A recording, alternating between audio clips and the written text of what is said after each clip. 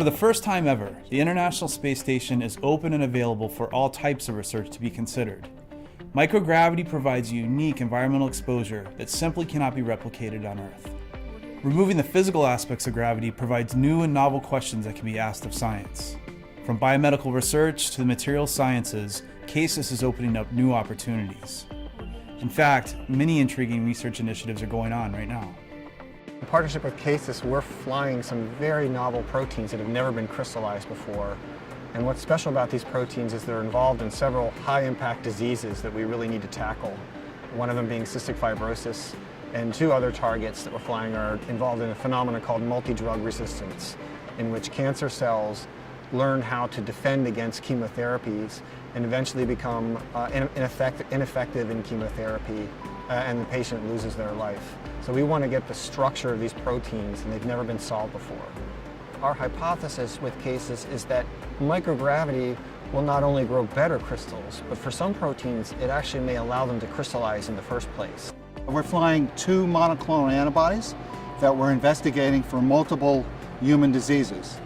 There's only been 6 human whole antibody structures done, and we're very excited about using microgravity to help us solve the structure of these 2 monoclonal antibodies. And this structure, we hope, will aid us in making better medications for our patients, make them safer, more compliant, and easier for them to take.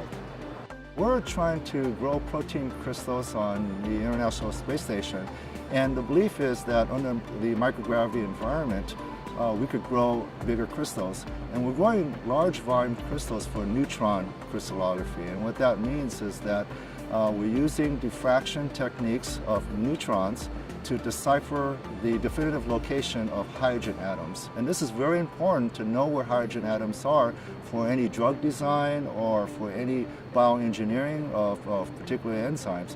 So we're setting up an enzyme that's responsible for a lot of important biological processes, just for example, replication, gene expression, making fatty acids, and many other processes. CASIS streamlines access to the International Space Station. We allow you to focus on what you want to do there rather than on how to get there. From idea to execution, CASIS accelerates the opportunities to conduct research in space. I was very happy to see CASIS offering us this opportunity. We made a proposal. It was reviewed in a peer-reviewed selective process. And the application was very straightforward. We got a very solid review of our application, and including some very positive feedback on that. Anyone who's reviewed proposals knows that getting a panel together and having a discussion on ranking proposals, it's not easy. But I think the turnaround time, as I recall, was about 2 months, and it was amazingly fast. Probably what impresses most people is that between NASA, CASIS, and Merck, we were able to work out a legal agreement within 3 months. And working with administrative staff has been extremely good, arguably even better than several other funding agencies that I've worked with. So it's been a delight, and I think we're all very excited about this. CASIS is instrumental in tying in networks that we could have not possibly have gotten otherwise. I think it's been very good to see the passion between CASIS and NASA and Merck, people working together for a common cause. New discoveries are happening every day on the ISS. CASIS provides access, logistics, support, and knowledge so that you can focus on groundbreaking research. Come join us.